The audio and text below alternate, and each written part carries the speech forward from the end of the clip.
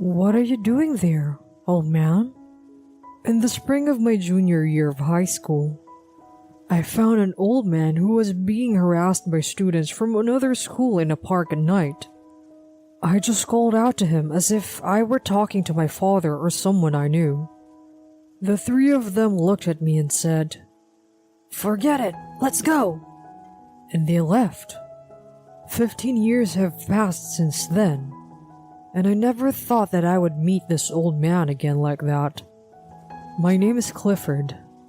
I'm a 32-year-old office worker. I work for a construction company. My father died in an accident when I was very young, and I lived with my mother. When I entered junior high school, all of a sudden, my mother brings a man whom I didn't know. "He's your father from today." That's how she introduced him. My stepfather was a banker and seemed to have some assets. Just when I thought I could escape from poverty, my stepfather started to treat me like an obstacle. That's right, I'm an obstacle to him. I started to hate coming home, and I became more and more depressed. My grades, which had been reasonably good, took a nosedive, and I enrolled in a high school that was considered a low-ranked school.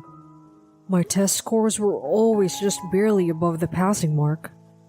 After school, I hung out in the streets, got into fights, and I think now that I wasted a lot of time. Then one day, I saw an old man getting harassed by students from another school at a park where I stopped by. At first glance, they seemed to be serious-looking high school students, but it seemed that they were begging this old man for money. I was somewhat annoyed and called out to him, "What are you doing there, old man?" Then, the group of 3 students looked at me and ran away. The old man was in a suit, but he did look like he was coming home from work. He doesn't move, even after they leave. Ah, there are many like him, so you might get duped. I talked to him anyway, and he says in a small voice, "Oh, thank you." I thought, just what is up with this old man? But I was curious about him, so I sat down next to him. He was obviously acting strange, and I couldn't leave him alone. But I couldn't find anything to say to him, so I started to tell him about my life. I had never told anyone my story before, but I do so on a whim. After we finished, I asked him, "And what about you?" He told me that he had been laid off and was wondering what he was going to do, even thinking that if he disappeared, the insurance money would be paid and his family would be able to live without him. He also told me that he has a daughter the same age as mine. The moment I heard that, I thought, huh? Have you ever imagined what their life will be like after you're gone? Look at me. Do you want this to happen to your daughter? I yelled at him. That's when he looked at me for the first time, and for some reason he thanked me. "I've got a job I'd like to do." So I said, "Then why don't you take a chance?" He looked at me again and nodded his head. A few months later, I was killing time at my usual park when someone approached me from behind. It was him. "Thank you, Clifford. Thanks to you, I've been able to start the job I've always wanted. I remember that I hadn't told you my name at that time," he says, and his face looked bright. I didn't understand at the time, but he is a licensed architect, and his dream was to be an architectural designer. But he was forced to join the same company because his parents worked for a big company. That company is where he was laid off. When he was laid off, his parents had already retired, and there was nothing he could do. Now, this old man has joined an architectural firm and started a new path. At that time, I wondered what my dream was, but nothing came to my mind. I didn't go to high school, and I don't know how I will live in the future. But I surely want to get out of this house right now. I don't want to live with that stepfather and my mother who has changed. When I told him that, the old man said, I could introduce you to a construction worker with company housing, but why don't you finish high school first? A few days later, however, I had a big fight with my stepfather. What's the matter with you? You dyed your hair, and if you won't even go to school, just quit it. Think of what the neighbors will say. You're really an embarrassment. He was yelling at me so one-sidedly, and so Then, I'll get out. I'll quit this place too. My mother used to be on my side, but now she's on my stepfather's. I don't know if she likes him or she's just trying to make a living, but I don't like it either. Clifford, listen to your father. I never thought of him as a father. At first, I was happy to have a father, but that feeling was quickly shattered when he treated me like an obstacle. I ran out of the house and found myself in front of the architectural office where the old man said he worked. After a while, people came out from inside the office, maybe because they had finished their work. The old man noticed me. Can I do the job you were talking about? His eyes widened, but after hearing my story, he contacts the company. I'll introduce you, but only on the condition that you tell your parents about it. Besides, the nearest company housing is in the next town. He confirms my intention with these words. My intention is firm. When I told my mother, she gave me a complicated look, but my stepfather said, Get the hell out of here! Get the hell out of school too! You good for nothing! Later that day, the old man said, Just tell them you're referred to the company by Aaron Jones. He gives me his business card and sends me on my way. I quit school and started working as a construction worker in a company housing complex in the next town. A few years later, I worked hard at the construction site, but my seniors encouraged me to study in my spare time and get more and more certifications. So now, I have a good salary and my own dream. It's to become an architectural designer. I had received a business card from Aaron Jones, but it had been more than 2 years since I contacted him, thinking that I had finally settled down in my work. However, when I contacted the company number on the card, I was told that Aaron Jones had left the company. No other phone number was listed. I thought of asking the president of the company, but there was no way an ordinary employee like me could get familiar with the president, and we never spoke again. Whenever there is more than enough manpower on site, I go into the office and study a lot of things. A few days ago, a new manager came into the office, but this manager denies my existence. What is a worker like you doing? My senior co-workers and supervisors understand me, but this guy? I heard you're a middle school dropout. Unlike you, I'm from a prestigious university that even an idiot like you knows. Surely, I know the name of that university, and it must be a great school. But I didn't think anything about it because I wasn't interested in the university.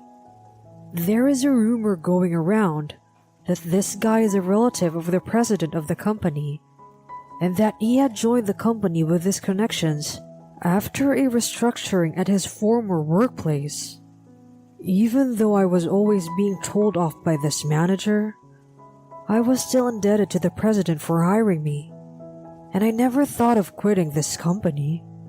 Sometime later, I was asked to attend a social gathering with a client. However, when I went to the reception hall, my name was left alone for some reason.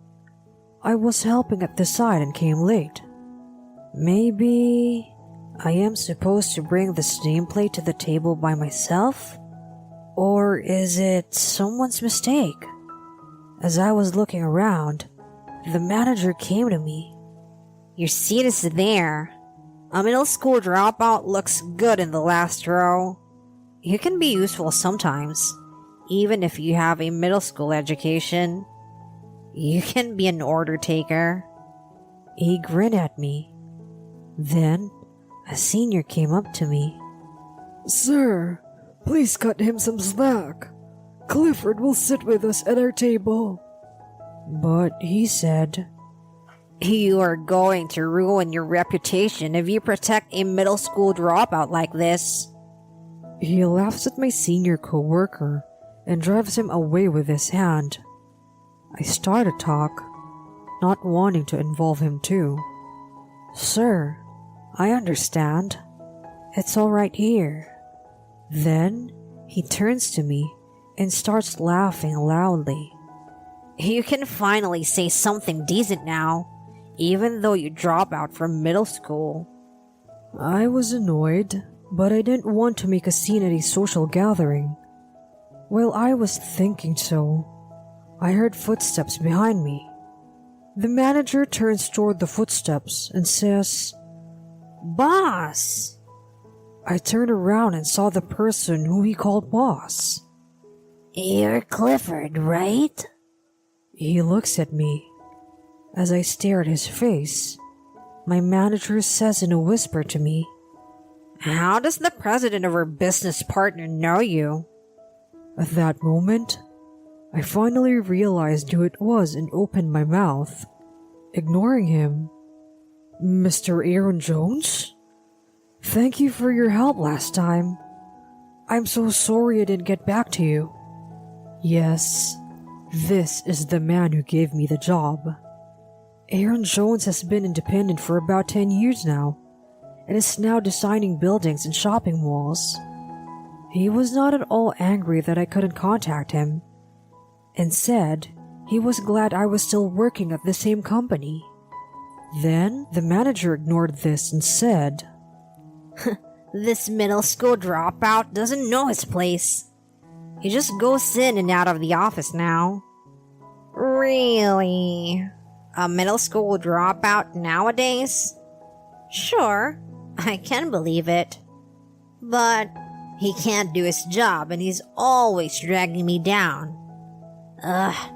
He's in charge of orders today, by the way. Mr. Jones ignored the manager and looked at me, and with a calm expression on his face, he said, We wouldn't be here today if it weren't for you. The manager looked at me with a grim look. What's the meaning of this? A middle school dropout like you can't help the boss. Mr. Jones laughed. What's wrong with a middle school diploma? I am indebted to Clifford. You dropped out from a prestigious university, didn't you? You mentioned that before when we were chatting. But you can tell a lot about a person's character and common sense from his or her academic background. My manager, who was puzzled by Mr. Jones' words, stared at me and started talking. Why would the boss be indebted to you? I explained to him, who is obviously in a bad mood. It's not so much that he owes me anything. I just got rid of some bad guys. He looks confused. Mr. Jones says, That's not all. If it weren't for Clifford, I wouldn't be where I am today. In fact, I might not even be here. Clifford saved my life. I was a little embarrassed by his words. I am glad that someone like me could be of help to someone else. While I was talking to Mr. Jones, the manager got angry because he didn't like that he was being ignored. You're just a middle school dropout, but you're acting as if you're my boss. What are you talking about? He's the president of our client. You're not the one he should be talking to. I couldn't help but say, I'm sorry, but he keeps on going. Why is a middle school dropout like you in my company? I can't believe you're in the same company with an elite like me. You're useless anyway. The manager blames me one-sidedly. He smirked when he said that. But a middle school dropout like you won't have any place to go if you quit my company. It's really miserable to be uneducated, isn't it? My boss takes this opportunity to make fun of me for being a middle school dropout. I was trying to bear it, but he looked at Mr. Jones and tapped me on the shoulder. I wonder why our boss hired such a poor dropout. A middle school dropout like him is a waste of money. At that moment, my anger exploded. After all, it was Mr. Jones who introduced me to this company. The way he said it sounded like he was making fun of Mr. Jones too. Sir, it was Mr. Jones who introduced me to this company. He introduced me to a company where a middle school dropout like me can work regardless of my academic background. It is true that I am a middle school dropout, but I am doing my job well. I have been working hard all my life because I don't want to disgrace the president who hired me and Mr. Jones who introduced me to this company. But my manager doesn't stop. Even so, a middle school dropout working hard can't compete with the elites. I bite my lip. Just then, Mr. Jones interrupted me. I heard from your president that Clifford is doing very well. He says he's been a great help. I did not contact Clifford directly because I did not want to disturb him, but I often had a chance to talk with the president, so I asked him how Clifford was doing. It seems that the president is now relying more on Clifford than you, the manager. I was glad to hear that. My boss's face turns red and he yells at me. You're a middle school dropout. Are you kidding me? I said back, my education may be like that, but I've been in this business longer than you, who recently got a new job just because of your connections. And I am certified, but you are not. And I heard that you failed the certification test the other day. Mr. Jones was surprised when I said that. The certification exam? I'm sorry to hear that. Mr. Jones laughed and the manager's face turned red. Then a senior colleague who had just been chased away by the manager came up to him. You should leave it at that, sir. The reason why you got into our company, even though you came from a completely different industry, is because you're a relative of the boss, isn't it? You shouldn't disgrace the boss too much. I nodded my head, and my manager glared at me. He doesn't want to think that he can do his job better than me, a middle school dropout, right? If anything, he's the one who interferes with my work. But I would appreciate it if he would be less intrusive from now on. Mr. Jones laughed and said, I'll report this to the president of your company too. He seemed to regret making you a manager at the request of your relatives. The manager turned pale. But just then, our president came in. Mr. Jones told him what had just happened. I knew it. Being a manager was too heavy of a burden for you. You'll have to start over as an ordinary employee. The manager was crying, but the president coldly brushes his hand away. Later, The manager is really demoted to irregular employee. People around him look at him coldly. Even so, he said to me, A middle school dropout like you should quit your job. and I said back to him, "Yes, sir. Thank you for everything you've done for me." What? The manager looked blank. But after the get-together party, Mr. Jones asked me if I could work at his company.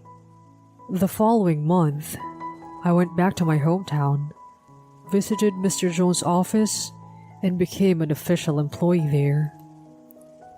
After that, I heard from a senior colleague that our former manager was not good at his job and was ostracized by everyone around him, and that he finally quit the company because he couldn't stand it anymore. The boss told me that he was a laughingstock even among his relatives. Then I came back to my parents' house. There was a vacant lot where our house used to be. My mother, who had been in touch with me occasionally, told me that the bank where my father-in-law worked had fallen into financial difficulties and had finally been restructured. After that, my stepfather started to hurt my mother, and they divorced. My mother received alimony for the domestic violence and a share of the property, and is now living in an apartment nearby. I remember the kind mother I used to have and asked her to come back and live with me. My mother said that she had no right to do so, even if it was just for her living, because she had put me through so much hardship. But I insisted, and now we are back to our old life together. My work is going well, and now I am in charge of designing a new apartment building. I will do my best to help Mr. Jones from now